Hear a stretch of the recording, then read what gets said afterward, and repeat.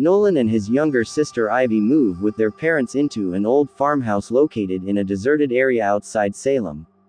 Behind the house, there is an old stone well covered, like no one has dared to touch it for years. Ivy, brother, look at this well, it feels like it's trying to talk. Nolan laughs, but as soon as he looks at the well, his smile slowly fades away. In the air coming from the well, he hears a whispering sound, and that voice is calling his name. At night, when everyone is asleep, Nolan has a strange dream. He is falling into the well. It's dark all around and a blurry shadow is pulling him down. He wakes up, and the same voice is echoing in his ears.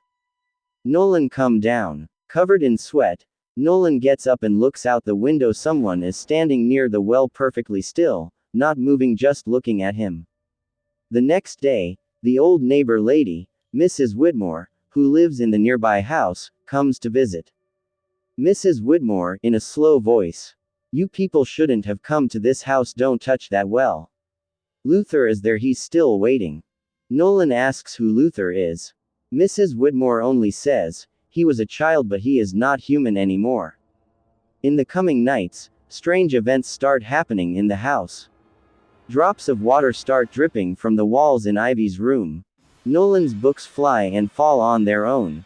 On the bathroom mirror, someone has written, Nolan, when will you come to me? One night, Nolan goes near the well and finds an old toy there, a wooden horse, very old and rotten. Nolan finds some old newspaper clippings in his books. It says, in 1954, a child named Luther Martin mysteriously drowned in his own well. His body was never found. His mother said the well ate him. Nolan understands that Luther is the same spirit who is now searching for him. One morning, Nolan's mother runs and screams Ivy is missing. The whole house is searched, but nothing is found. Then Nolan hears the voice from the well again. She is with me now, you can't escape. Nolan runs to the well. There he finds Ivy's scarf and a broken piece of that same wooden horse. Nolan is not ready to give up. He decides to go into the well alone. Inside the well is another world, rotten walls, screaming voices, and darkness all around. He reaches deep inside. There's a small room, pictures of children on the walls, burnt candles, and in the middle sits Luther, half burnt, half human and half demon, with red eyes. Inside the well, when Nolan reaches the basement, he sees names scratched into the walls with fingernails, names of children. And under every name, it says, I never went back. Nolan, in a soft voice. Ivy, where are you? He hears a soft sob. Nolan turns and sees Ivy sitting in a corner, shivering. But as soon as he tries to hold her, Ivy's eyes suddenly turn black, and her voice changes. Ivy, in a deep, scary voice. You will stay here too, Nolan, forever. Nolan steps back, and just then, Luther appears from the darkness. His body is human, but his face is melted like wax and blood is flowing from his eyes. Not every ghost is just scary, some are so broken, they only want to be remembered. Luther looks into Nolan's eyes, and the pain of his screaming soul can be heard. Flashback begins. The year 1954. Luther was a quiet child. No one made friends with him. His mother used to hit him every day. One day, in anger, she pushed him into the well. Luther's mother. No one wants you, go die in this well. The child stayed alive in that well for 2 days, but no one came to save him.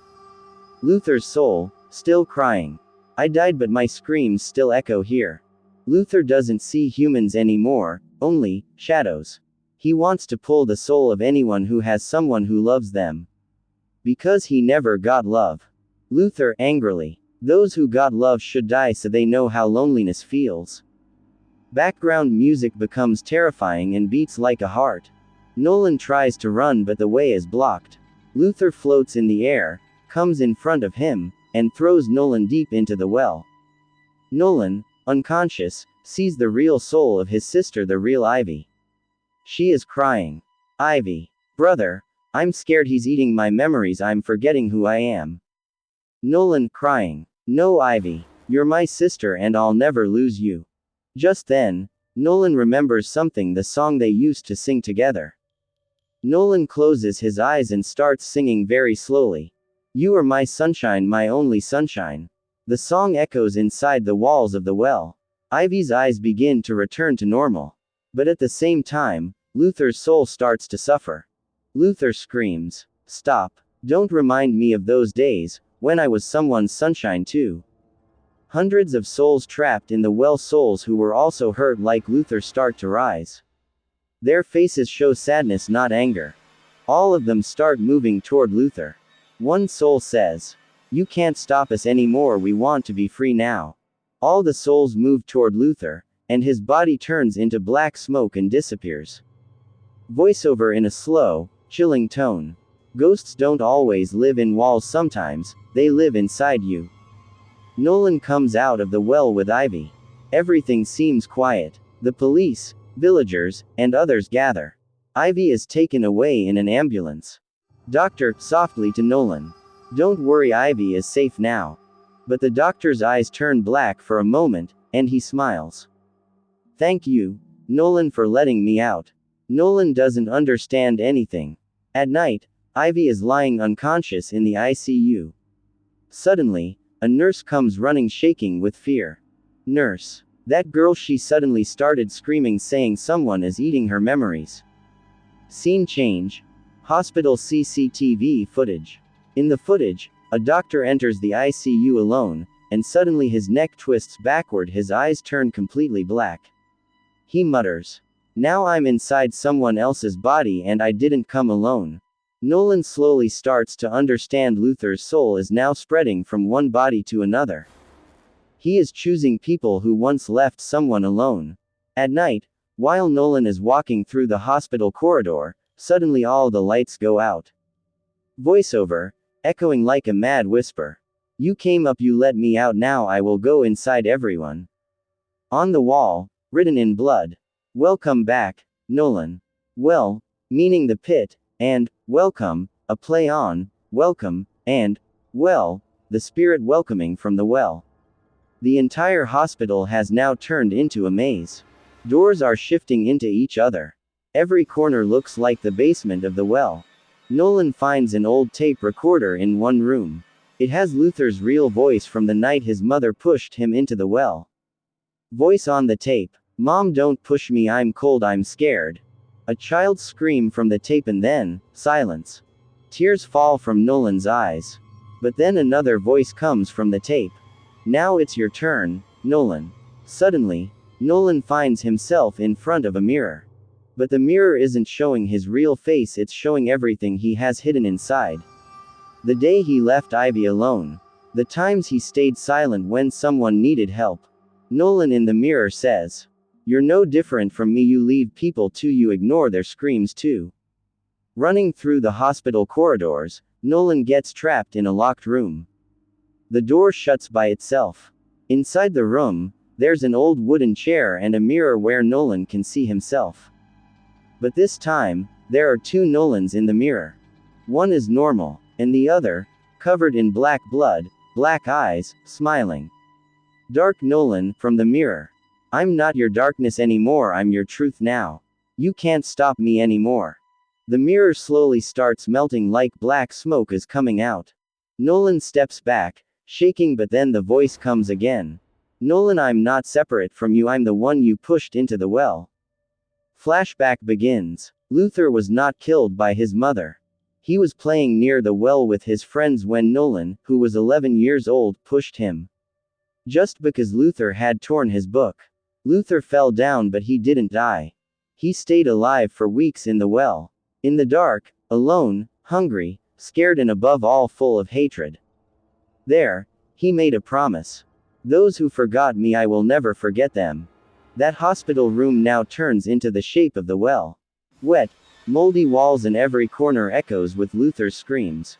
Nolan's body slowly starts turning black. His breathing becomes fast, heartbeat out of control. A hand starts climbing up his face like something is grabbing him from inside. In horror-style internal voice, Nolan's mind speaks. If I killed him, then who do I ask forgiveness from? If he died because of me, was I ever human?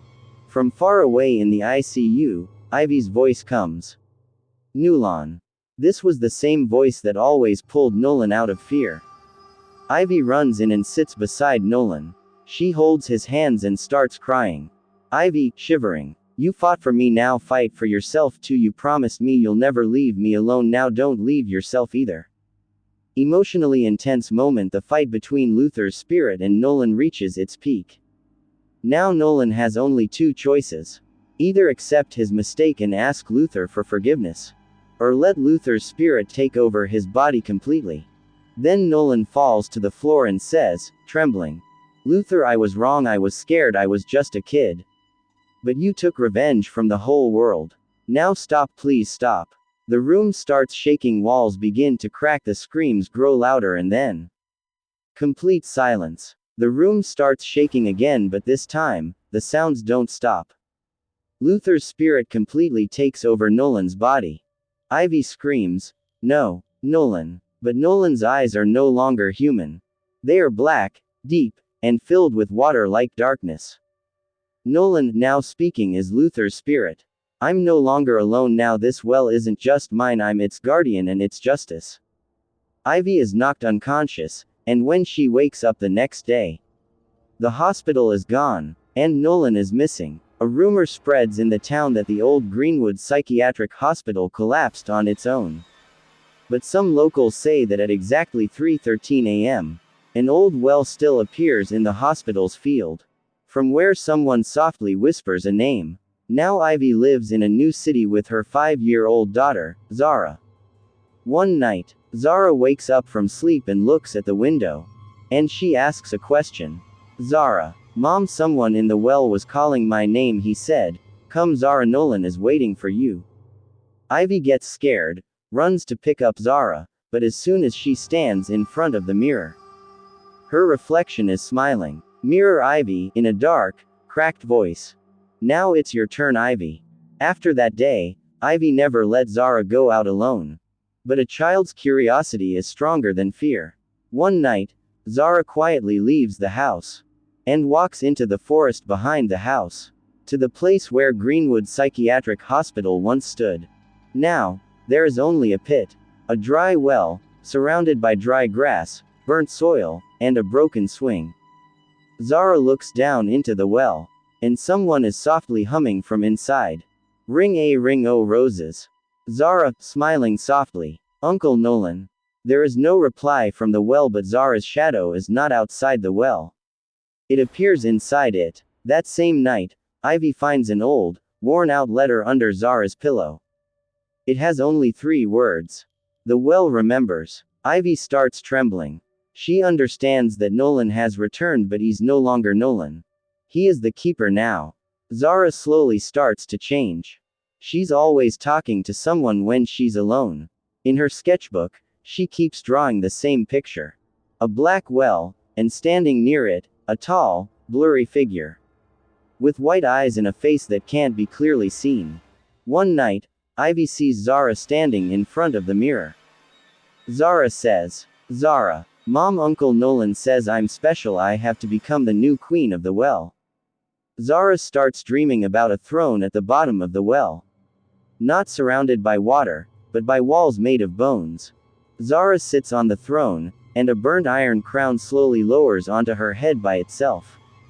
All around her, spirits kneel down.